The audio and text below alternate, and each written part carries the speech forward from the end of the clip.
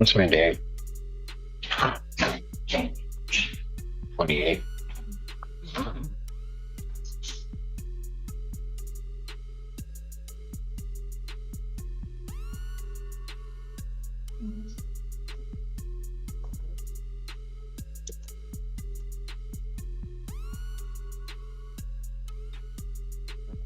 Court does call the case, People versus Joshua Wara.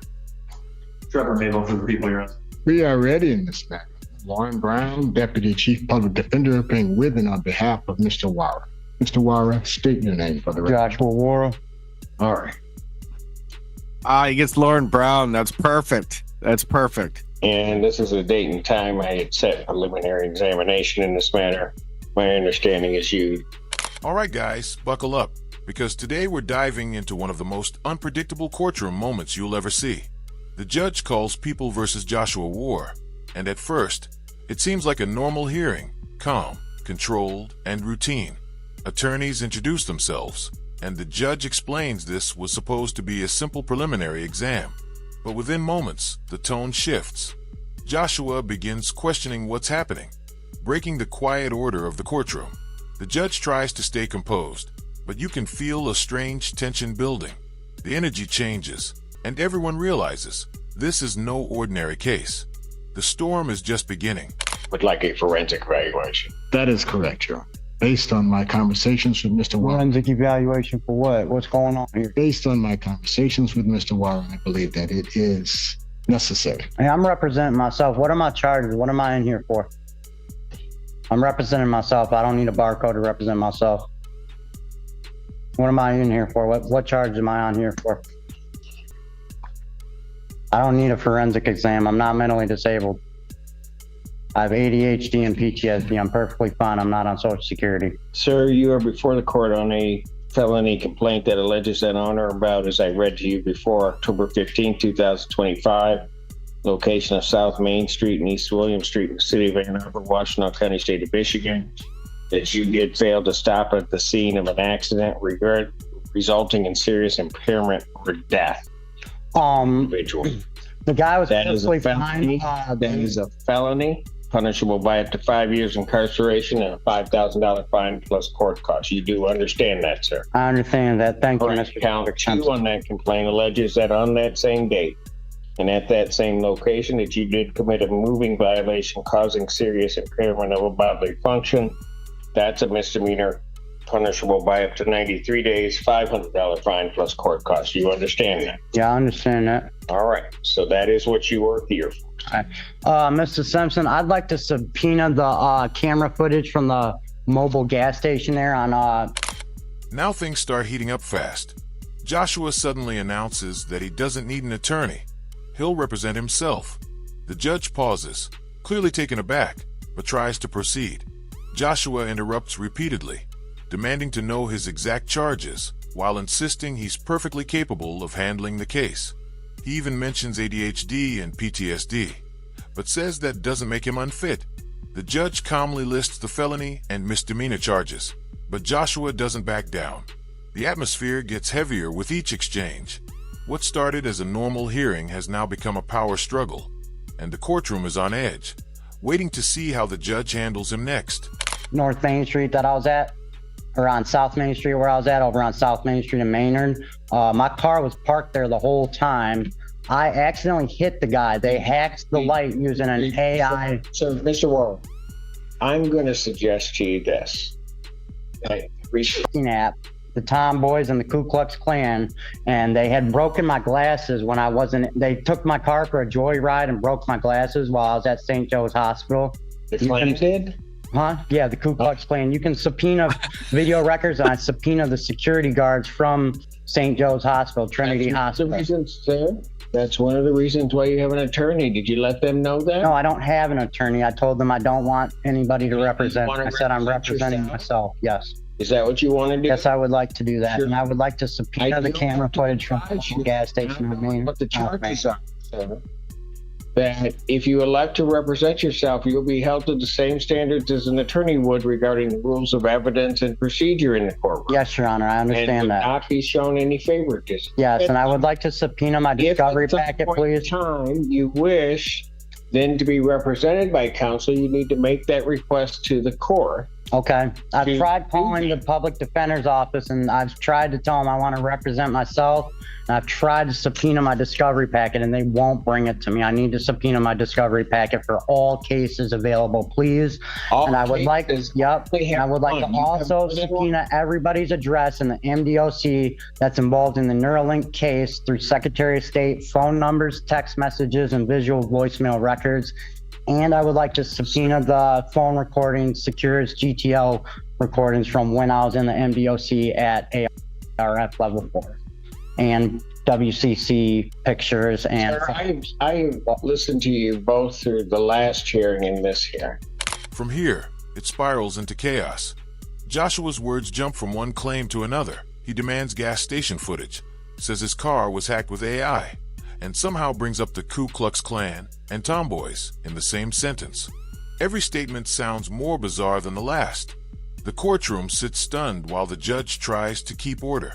It's the kind of moment where disbelief meets concern. Nobody's sure whether to be alarmed or amused. Joshua insists he doesn't need a lawyer and keeps talking over everyone. The judge stays calm, but you can tell she's starting to realize this situation is far from normal. So what I'm going to do at this point is I'm not going to relieve the public defenders, but I am concerned, while you have indicated to me that you don't need a forensic evaluation, the court, in listening to you, does believe that you would need a forensic evaluation. no, I'm perfectly your own- fine, Mr. sir, Simpson. Sir, for your own I'm not on Social protection and Security. preservation of your rights. I'm not on Social Security. I'm over the age of 25. I'm not mentally disabled. I do not need a forensic And sir, here's the thing. investigation. I do not I go have to the to- forensic center. I have to, in terms of these proceedings, make sure that you are competent and Oh, I'm conducting very no- competent, Cedric Simpson. You can tell. I'm very intelligent. I have a GED. I got a GED in 2013 in 3 months. All right. I got a GED from Washington Community College Adult Transitions Program in less than 90 days in 2013. You can subpoena that record. If someone can get a GED in less than 5 months, I'm pretty sure they're competent. Not really. And I would like to Well, subpoena my GED from the Adult you Transitions can Program do in that. 2013 at Washington Community College. Subpoena. At this point, it's a full-on standoff between the judge and the defendant. Joshua begins rattling off random demands, from discovery packets to MDOC addresses, Neuralink data, and even voicemail logs. None of it connects to his charges. The judge, clearly patient but running out of options, keeps trying to explain how the process works. But Joshua refuses to listen, cutting in and insisting on control. The more the judge speaks, the louder he gets. Finally, she draws the line. She won't remove his public defender and begins hinting at a mental evaluation. The tension is thick. The courtroom can feel the shift from confusion to genuine concern. I will not relieve the public defender at this point, but I will consider certainly that once the Thank you. Yeah, that way Forensic if you see I got a GED from WCC in 2013 in 3 months, you know I'm competent. You know what I'm saying? Thank you, Judge. I am going to order a forensic evaluation. I will set a competency hearing just to make sure. I'm going to set that for January 29th, 2025, January 29. a.m. I will sign an order to Can you the give me a effect PR that bond, please? I'm sorry. Can I please? I would like to request a PR bond. This time you can file a motion, or somebody can file a motion before the court, and I'll consider a written motion. But at this time, I'm not going to change the bond in this case. What is the bond? Currently, your bond is set at $25,000 cash sure.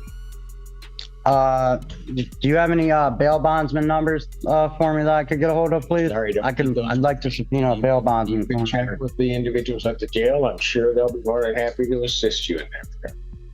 All right. So that you understand, I'm leaving the public defender on the case at this point. No, I don't want a Get public the defender. evaluation. I hear you, but I'm telling you what I'm doing. Now the clash reaches a turning point.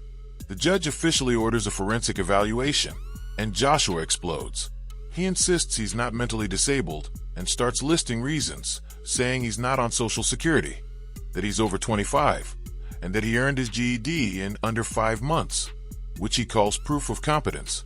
His voice rises with every sentence, desperately trying to prove he's sane. The irony is striking. Every word he says only reinforces the judge's decision. She stays calm, collected, and professional as he spirals further out of control. The gap between authority and instability couldn't be clearer. We will get the evaluation. I'd suggest that you be cooperative in that. You may be right and come back competent, and then we can get this proceeding moving even quicker. Not gonna come back, huh? Y'all gonna try it. Before we go off the record, Y'all corrupted it up. Y'all fucked up, people. Y'all people fucked up. Y'all. Okay, keep moving. All right, been a pleasure. I'm Benjamin Franklin's son. As the hearing continues, Joshua switches tactics. Now he's focused on getting out, demanding a personal recognizance bond. The judge immediately denies it, explaining the process. But Joshua won't stop talking. He insists on subpoenaing a bail bondsman, as if that's how it works. The judge tells him firmly to ask jail staff, ending the argument before it spirals again. Though it's a short moment, it's pure tension. Joshua's frustration peaks as he realizes he's not in control. The clash between delusion and authority has never been clearer, and the judge's calm response makes it even more powerful. Me too. I just want to. Because Paris is lovely in this one. I just want to address one thing, Your Honor, relating to the prosecutor's office's responsibility of providing discovery as we move forward in this case. The defendant, in attempting to represent himself at the PCC on Thursday last week, stated that he didn't need an attorney, he didn't want an attorney, and that he didn't need the discovery either, that he knew what was going on, and that he wasn't worried about having all the video prior to today's hearing, and we were prepared to proceed today. At the same time, under normal circumstances, we would be in the process of getting all of that video discovery to defense counsel that he referenced wanting today. He mentioned wanting the video at the intersection. My office is in the process of getting that hopefully before the weekend. And I'm looking for permission to provide discovery to Mr. Brown's office on this file moving forward. In response, Your Honor, as we are still on the case, I would ask that they provide discovery as they normally would. And then if in January, depending on what happens, then certainly that information can be tendered either if he's going to represent himself, which he may be entitled to do, then the public defender can turn it over to the prosecutors. We have in other cases can supply it directly to him. Understood. All right. Thank you. This is where everything erupts. Joshua loses all restraint, shouting over the court, accusing everyone of corruption, and dropping wild claims that make no sense, including that he's Benjamin Franklin's son.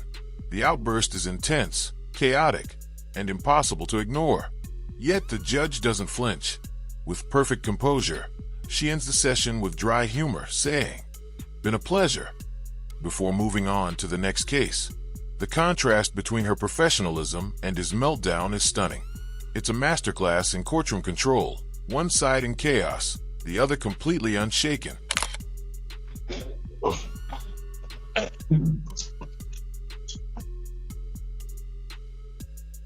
least I wasn't called the Illuminati. Well, that's also called a bunch. It was also called a bunch of other things, but that's okay. I'm good with that. I'm confident in me, so I. Is that your only case, Mr. Brown? I think. It's so long.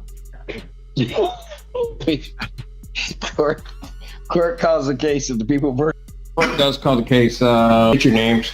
Lori Anderson. All right. We're here today for a decision on this case, but I'm a bit confused about one thing. Ms. Anderson, you filed a new case for non-payment? Yes, that was just to make sure for, Make sure of what? she hasn't paid, September, October, or, rent, so. I was told to file a 7-day. Did you put September in escrow?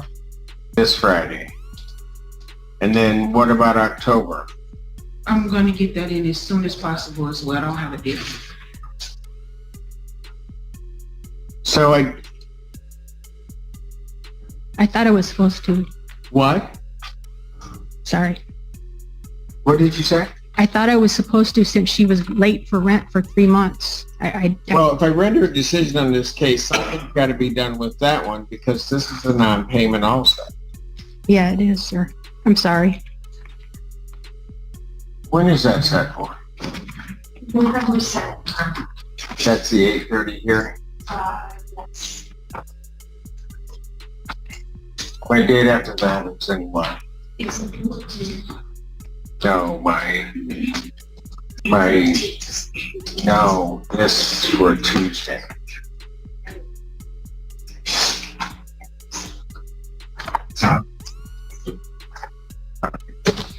So here's what I'm going to do. That case, have you been served on that case, ma'am?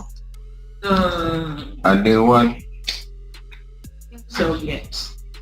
to come to court on the 7th? Yes. All right.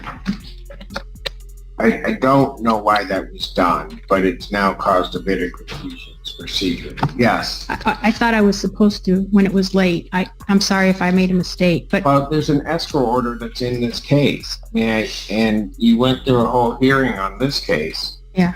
And I'm going to render a decision, but that other case is outstanding. So what I'm going to do is I'm going to let that proceed on the 7th. I'm going to adjourn this case to my decision on this case to November 18th to allow that case to catch up because I don't want a stray case out there. You have the option if you want to, I'm still adjourning this one out to that date, but you do have the option that what you can do is you can dismiss that other case because I don't know what you would get out of that case that you wouldn't get in this case. can I dismiss the I don't have it in front of me. I don't even know Well- where you filed it. Can I dismiss this case and just go with this one on the 7th? Since it's for non-payment of rent? That's what I prefer to do. I'm not going to relitigate this whole case. I just That's want, what you want to do. no, I just want to do it for non-payment of rent. I can dismiss the, Well, she's got some counterclaims. You want to just dismiss this case and just go forth on Might well keep going. We've been here since June, so I just, Oh, I know. I mean, there's also an outstanding water balance of almost $1,500. So I would just rather cancel this case since I'm the plaintiff and then just go with the 7th.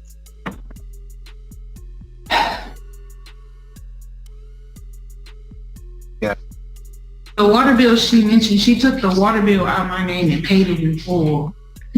It was due on the 6th and they said it would go on my tax bills if I didn't pay I it. don't So know I why paid I'm it. talking about a water bill at this point. Sir, What do you want to do? Because you've got this thing all over the place. I'm going to withdraw this case and just go with the 7th for non-payment of rent. She's 3 months behind right now. And the water bills, How can she be 3 months behind? She's September, October, and then it'll be November, and then the water bill of $1,500. So it's well over, she owes a total of $15,000, a little over 15, and she has $6,600 in escrow. So it's getting deeper and deeper. The further we delay it, the bigger the hole gets. I'm not delaying anything. You keep doing stuff. I want to cancel. I want to sell this one and just go for the 7th since I'm the plaintiff on both. For non-payment of rent, that's all I'm concerned. No, I know. That's why I don't understand the second case. Well, that's all I want is to. I mean, you think I'm sitting up here and don't know anything. Yeah. I look stupid, but I'm... No, you're very smart, sir. Oh, I know that. I would just rather withdraw this case and just go on with the 7th. You let me know when you're done talking. Okay, sir. Thank you, sir. Are you done? Yeah, I mean, the other attorney, You're not. Go ahead. the other attorney I was working with before suggested that I do that I withdraw this case and just do the 7-day notice. That's what he suggested. He said that would be easier. You done? Yes, sir. Lyman, what would you like to do? So just so that you understand, if she dismisses this case, what I would do is I would pay the escrow over to her, okay, on this case. Now, no, if you dismissed it, I wouldn't be dismissing any of your claims that you have against her. any of them with prejudice, you'd be able to raise them in the other one if that's what you choose to do. But that's up to you. And then you'd have to come back on the 7th, and we'll see exactly where we are. I just feel like we should just keep going because we're smart. But Finish it out.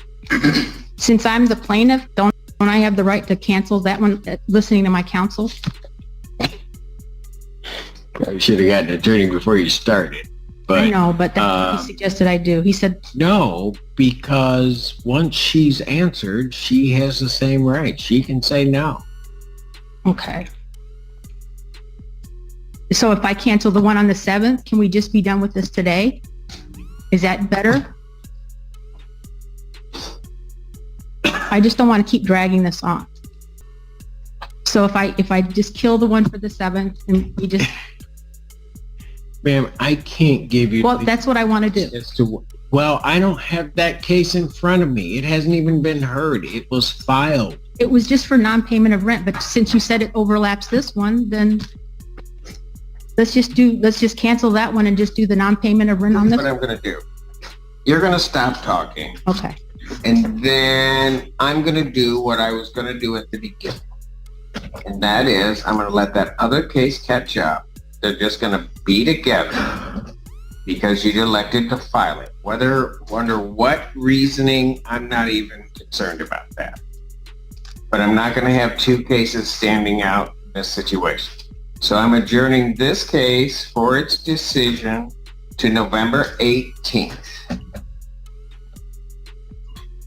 When we get to the other case on the 7th, I will try to have that case catch up with this case, and then we can just decide everything, unless somebody wants to file something else in the end. Thank you. What time on 18th? 9. Are we coming on the 7th as well, sir? As the scene resets, the judge moves to a new case, but the chaos from before still lingers in the air. This time it's a landlord-tenant dispute, and though it seems simple, confusion quickly returns. The plaintiff and defendant argue over unpaid rent and duplicate filings, while the judge tries to sort through the mess. Her patience is tested again as voices rise and emotions boil. Eventually, she regains control, makes her ruling, and cuts off further debate with sharp authority. You're going to stop talking. The courtroom finally quiets. And that wraps up today's breakdown. If you enjoyed this deep dive, make sure to like the video, subscribe to the channel, and we'll see you in the next one.